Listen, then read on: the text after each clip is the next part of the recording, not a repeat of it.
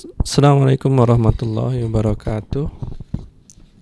Hari ini kita akan membahas satu ayat panjang surat Al-Baqarah ayat 228. Di sini saya ingin memberikan prolog. Jadi ayat 228 ini adalah salah satu dari keindahan Islam mengenai masalah perselisihan yang terjadi antara suami dan istri dalam rumah tangga. Di sini dibahas mengenai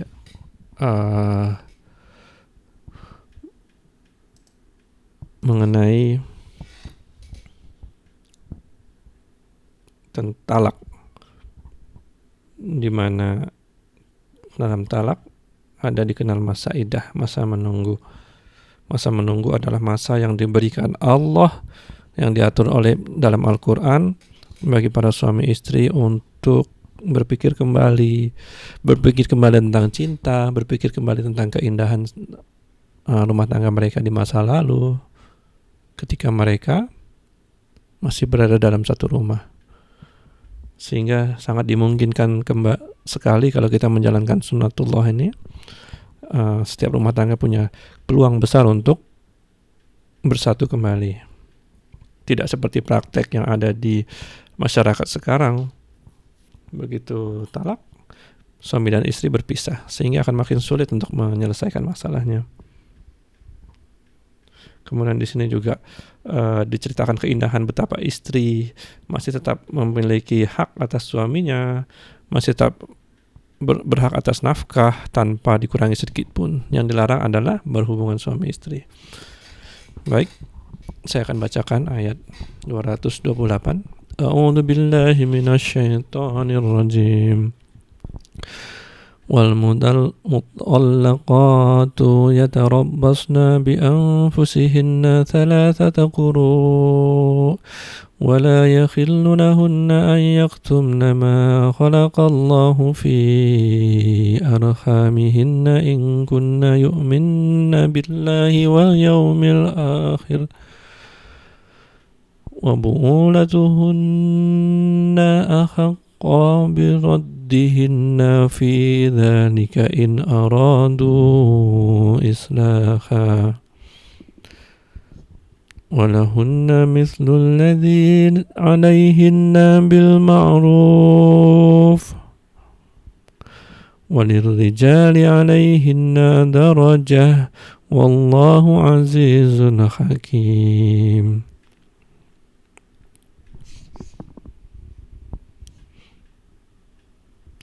Wal mutalaqqatu yatarabbasna bi anfusihinna thalathata quru'.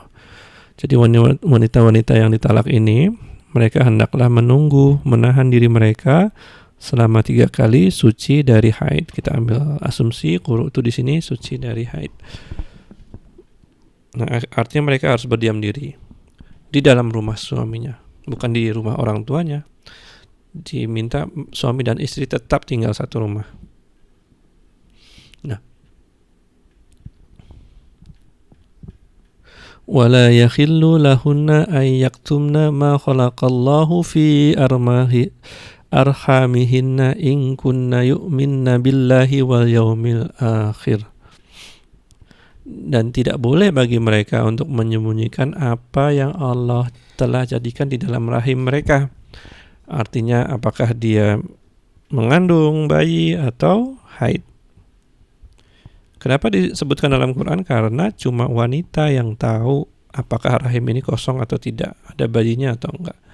Kemudian di sini ditetapkan bahwa 3 kali suci dari haid. Cuma wanita yang tahu kapan mereka haid, kapan mereka suci. Sehingga Allah perlu mengancam dengan kalimat berikutnya adalah in kunna yu'minna billahi wal yaumil akhir, jika mereka beriman kepada Allah dan hari akhir. Kemudian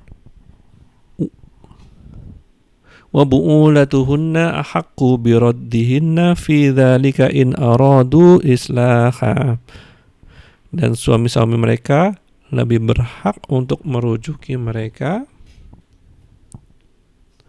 pada yang demikian itu jika seandainya Sang suami ini menginginkan perbaikan.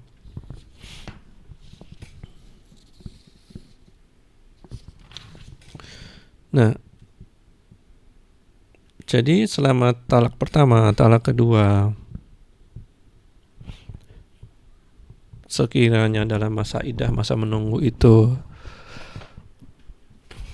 sang suami dan istri mereka masih satu rumah kan ya,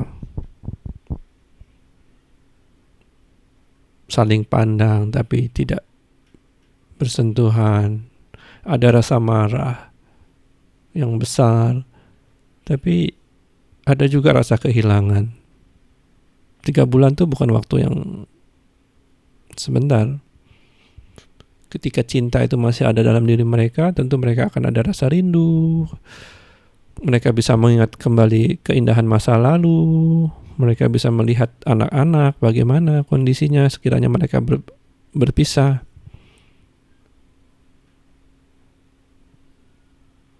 Itulah sebabnya saya mengatakan ini merupakan keindahan Islam. Jadi walaupun ada dispute, perselisihan, tetap saja Allah memberikan solusi yang lebih cenderung untuk memperbaiki segala sesuatu.